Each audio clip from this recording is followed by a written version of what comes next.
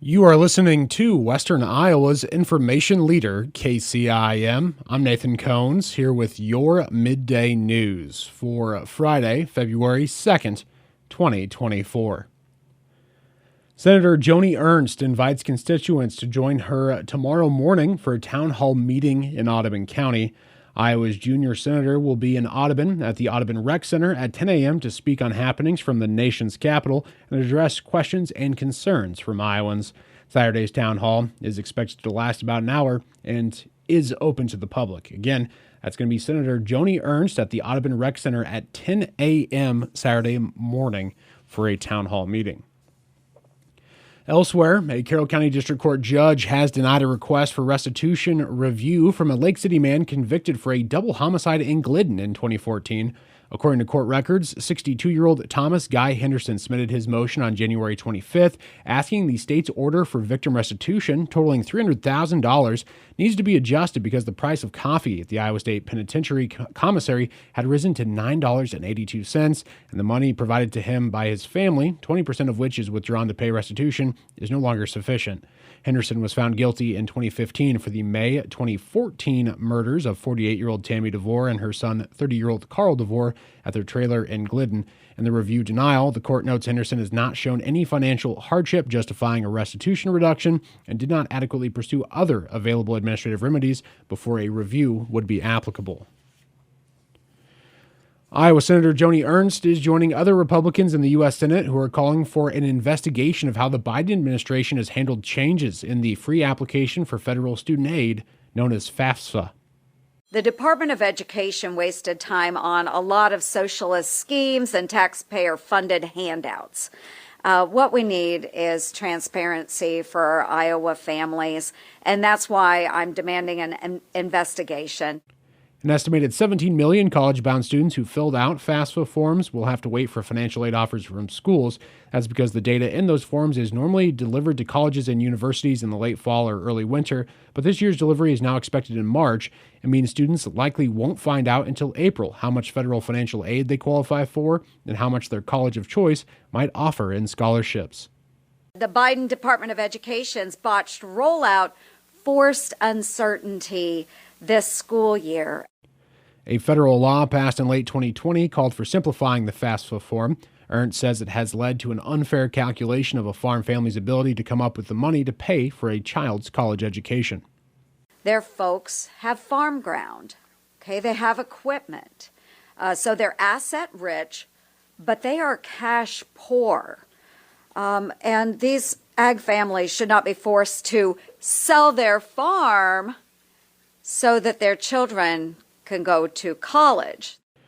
Ernst says the Biden administration should have taken action to change the income, asset, and debt calculator in the FAFSA for farm families. Last March, Ernst sent the U.S. Education Secretary a letter saying the Iowa College Aid Commission had calculated that students from some farm families will see a significant drop in the amount of federal aid they may receive.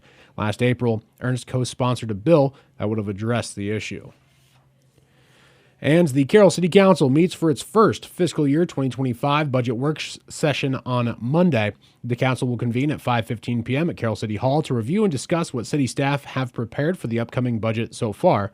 Officials anticipate estimated expenditures, including transfers, of just over $30 million in FY25. The proposed total levy for FY25 is expected to decrease slightly from $12.16844 per $1,000 of taxable assessed valuation to $12.16046. Monday's work session is open to the public and will be live streamed via the City of Carroll YouTube channel. Links to the agenda, video, and the entire 298-page preliminary budget are included with this story on our website. And we do need to step away here for just a moment. We'll be right back. There's more news on the way after this on KCIM. Stacy Anderson is in the studio with us with Olson Mulbauer and Company, and today we're talking about post-secondary education tax credits. They're available to individuals, Stacy. Thank you, John. The Lifetime Learning Credit and American Opportunity Credit are both potential tax savings for our clients. The American Opportunity Credit can only be used for the first 4 years of post-secondary education, while the Lifetime Learning Credit can be used for secondary education expenses that do not meet the requirements for the American Opportunity Credit. Generally, only tuition and required fees are considered allowable college expenses. Room and board are not. The IRS requires receipt of the 1098-T from the student's school as well as actual records of expenses paid. Keep in mind, both of these credits have different requirements and restrictions, but the potential tax savings can be up to $2,500 per student, so it is well worth your time to ask about these at your appointment. This tax tip has been brought to you by Olson Mulbauer and Company, serving the Carroll area for 50 years. Highway 30 East Carroll, 792-4314.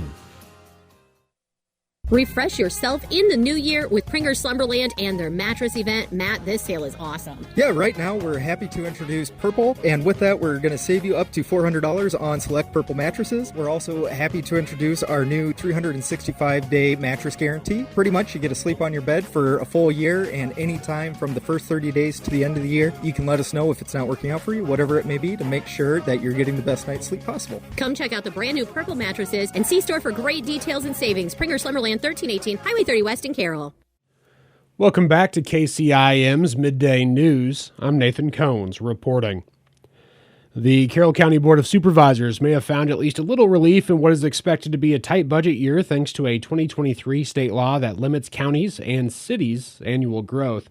House File 718 forces counties to reduce their anticipated revenues if total property assessments rise too quickly. In Carroll County's case, urban and rural assessments grew by a combined 3.5%, but the law requires the county to cut that growth by 2%, tightening potential revenues. The county supervisors are still working through the budget process, but they did receive some good news during their January 29th meeting.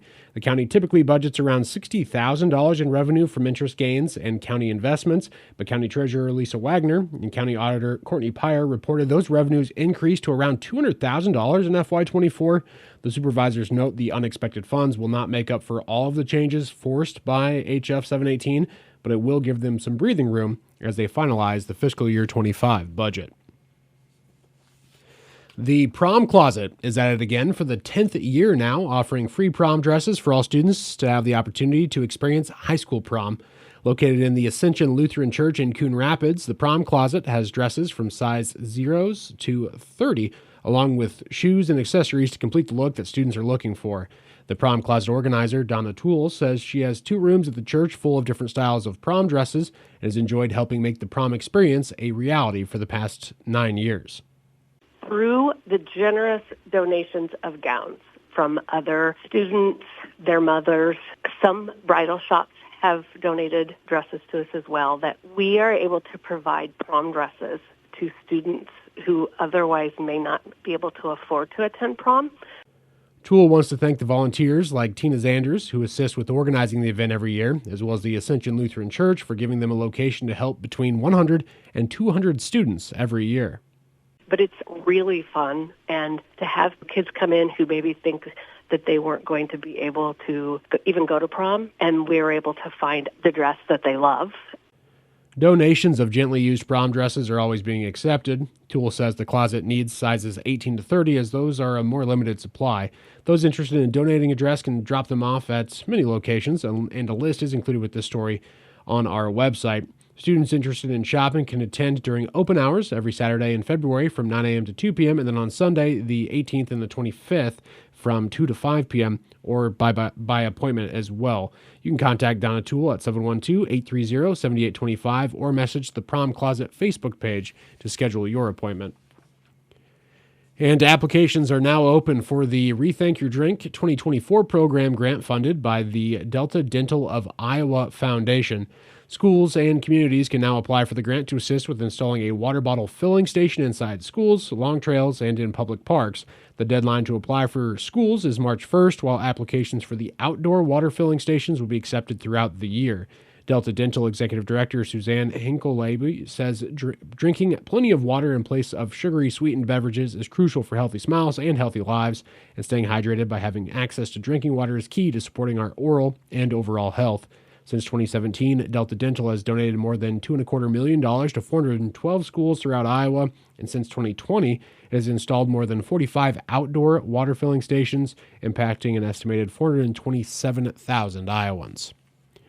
And that is going to be wrapping up your look at the KCIM Midday News for Friday, February 2nd, 2024.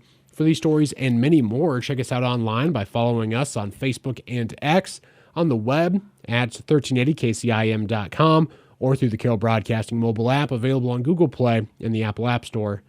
I'm Nathan Cohns reporting, wishing you a great weekend.